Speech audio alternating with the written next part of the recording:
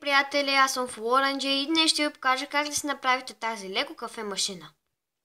Така за целта ще са ви нужни две ето такива конструкторчета. Ето такива.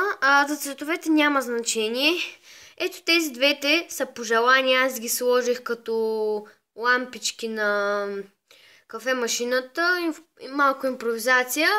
Ако вие нямате такива части, може и да не слагате.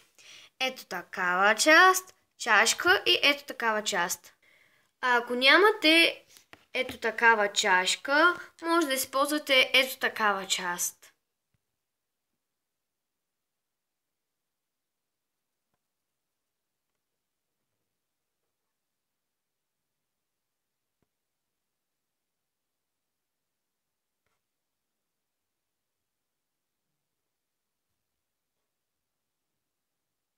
И кафе машината вече е готова. Благодаря, че ме гледахте клипа. Ако ви е харесал, дайте палец нагоре и се абонирайте за мен. Чао!